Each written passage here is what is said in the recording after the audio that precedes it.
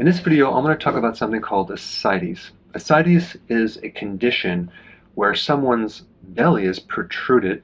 It's usually not fat, it's mostly fluid.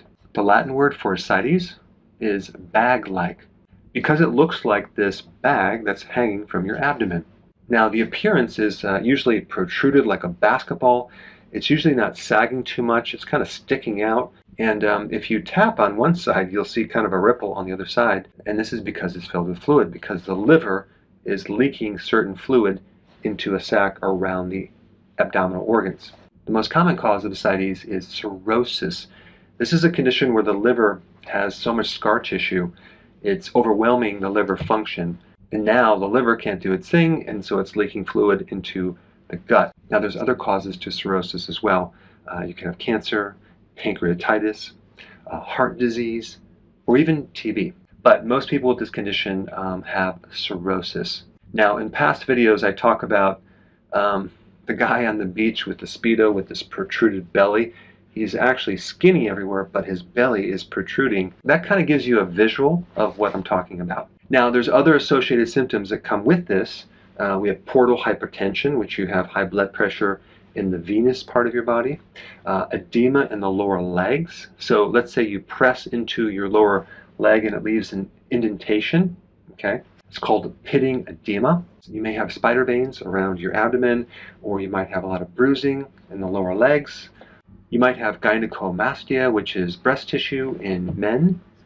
That's not normal. You may even vomit blood as one of the side effects. Now, another common symptom involves your brain, where you have too much ammonia building up, and that can create a lot of confusion and cognitive dysfunction. And several remedies for that would be, number one, taking lactulose. Sauerkraut can help reduce ammonia from the body, and consuming more vegetables would be a good thing. Making sure you don't consume excessive amounts of protein, have a lesser amount, and taking L-glutamine can help. Now, what's interesting, when I was in practice, I had medical doctors come in as patients, and I always asked them, what is the typical treatment for ascites medically? And they would say drainage, so they would drain the fluid. They would put the patient on a low-salt diet.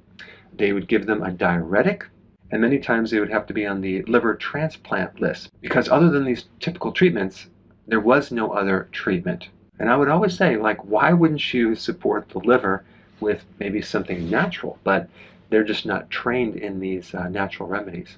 So if I had ascites, this is what I would do. I would immediately start intermittent fasting, because fasting can help reduce liver enzymes. It can help improve liver function.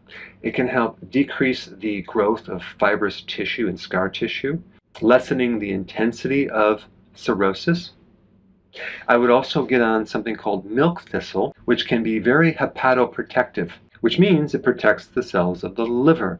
It can also reduce inflammation as well. I would also get on vitamin E, which is the most powerful antioxidant when it comes down to reducing oxidation, free radical damage of various tissues, as well as being anti-fibrotic. So it slows down inflammation and slows down the process of the liver developing fibrous tissue and scar tissue. The type of vitamin E that you take is very important.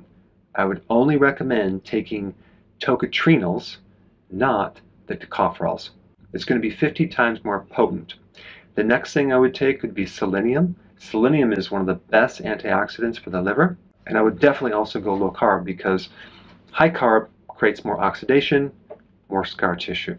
All right, thanks for watching, and I will see you in the next video. Hey, before you go, if you're benefiting from any of my content, I would love to hear about your success story.